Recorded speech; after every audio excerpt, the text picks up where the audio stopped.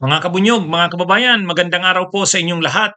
Welcome po sa isang namang talakayan dito po sa aking bagong YouTube channel, Veritas. Mayroon din po itong counterpart na Facebook page. So napapanood rin po ninyo ako sa Facebook or meta page natin na Veritas din ang pangalan.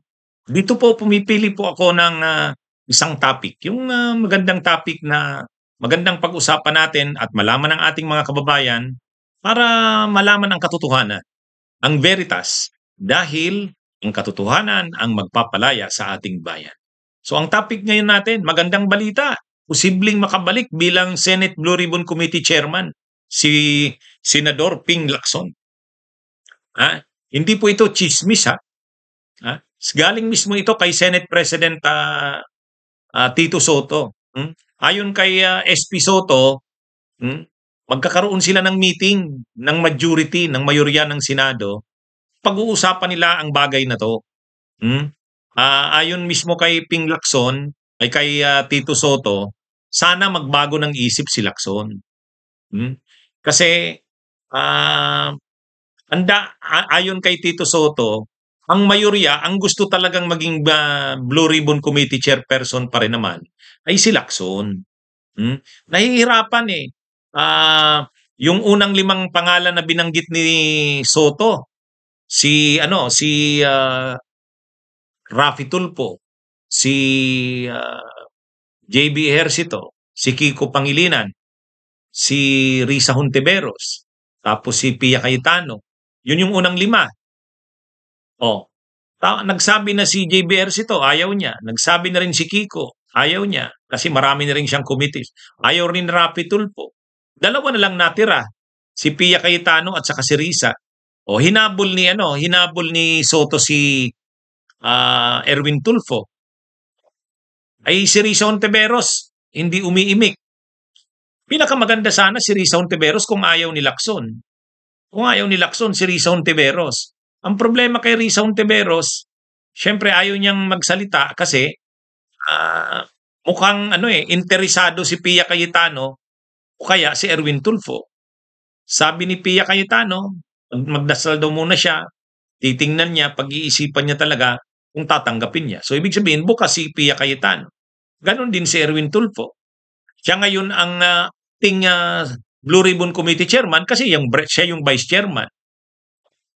Ang problema kasi, kapag si Pia Cayetano ang naging Senate Blue Ribbon Committee Chairperson, identified yan sa kapatid niya, kay Alan Peter. So parang kagrupo yan ng minorya. Kahit nasa mayorya si Pia Cayetano, pero ang Cayetano kasi identified na Duterte. So, ang iisipin ng taong bayan yan, ipagtatanggol na naman ni Pia Cayetano, sila Escudero, sila Jingo Estrada, si Joel Villanueva. So hindi maganda.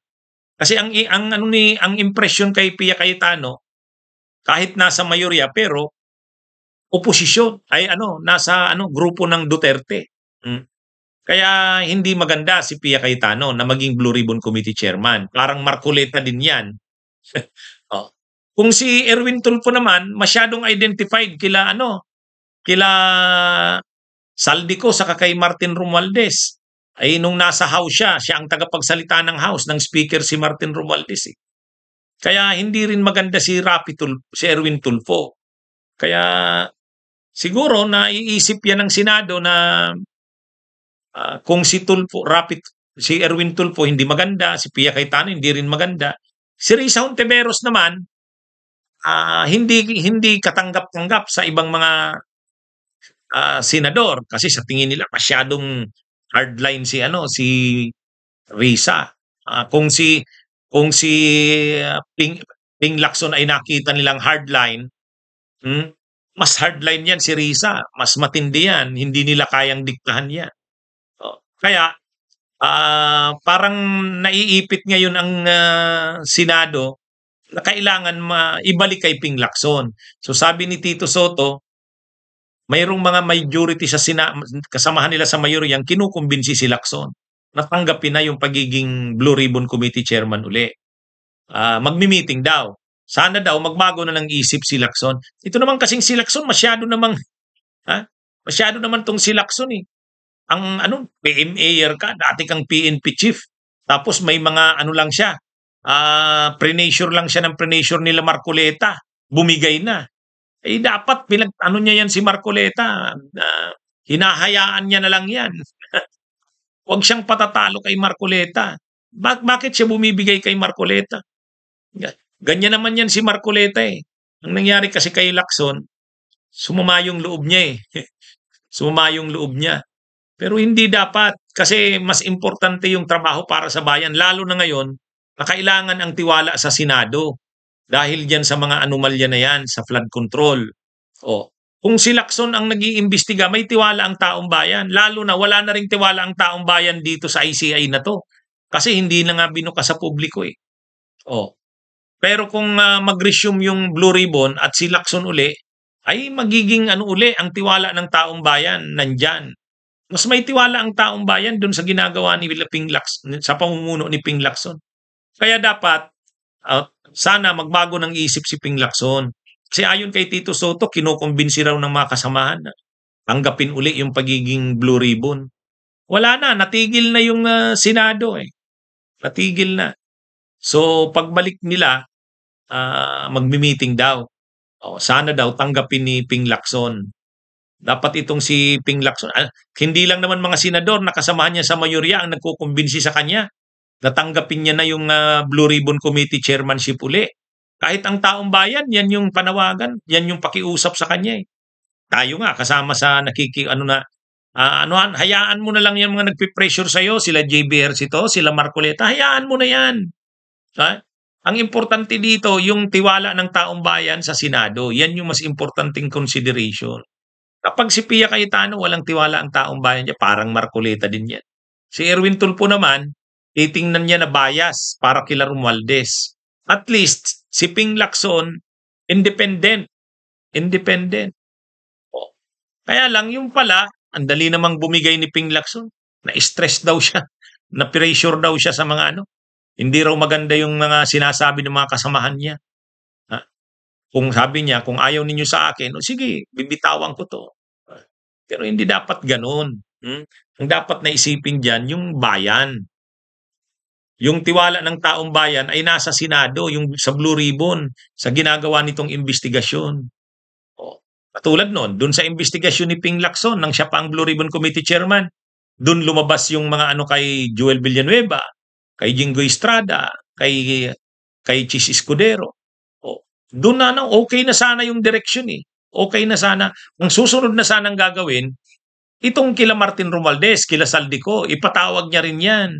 Tuwag hindi tulad ng ICI na closed door sa kanya, talagang ipakita sa publiko kung ano yung mga tanong kay Romualdez. Anong sagot niya dito? Tama yun na dapat sana sa pagbabalik ng Senado ay si Lacson uli ang Blue Ribbon Committee Chairman. Mas maganda at mas may tiwala naman ang taong bayan.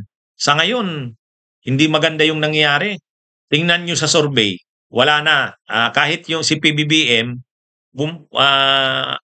dumaos do sa survey. Si Sara Duterte, lalo naman. Pati Senado, pati Kongreso, sa survey, ang tiwala ng tao nabawasan. Nabawasan. Dahil dito, itong ICI, inaasahan sana pagtitiwalaan ng tao, wala ring tiwala ang tao. Kasi nga, wala eh. Hindi conscious sa opinyong publiko itong mga nasa ICI, itong sila Andres Reyes Jr. Parang wala si kanilang halaga yung opinyon ng publiko, yung damdamin ng bayan. Kasi kung conscious sila sa ganun, ibubukas nila ang kanilang mga pagdinig. Pero ngayon hindi. Wala. Walang nalalaman ng taong bayan. Humarap si Mark Villar, hindi alam kung ano nangyari. Humarap si Martin Romualdez, hindi alam kung ano nangyari. Nakakalungkot. Kaya kung maibabalik ang Senado, ang Senate Blue Ribbon at si Lacson ang chairman, magiging maganda uli ang pagtanggap ng taong bayan. At sana si Lacson, kung makabalik siya, ipatawag niya na si Romualdez, ipatawag niya na yung mga kongresista. Ay di ba may pinangalanan may binanggit si Rimulya na may 2 kongresista na tumanggap ng 100 million sa kontraktor. Yun, ipatawag ni Lacson yun. Gandang maimbestigahan yun. para makita ng taong bayan, hmm. 'Yan 'yun. Sana, sana nga magbago ng isip na si Ping Lacson.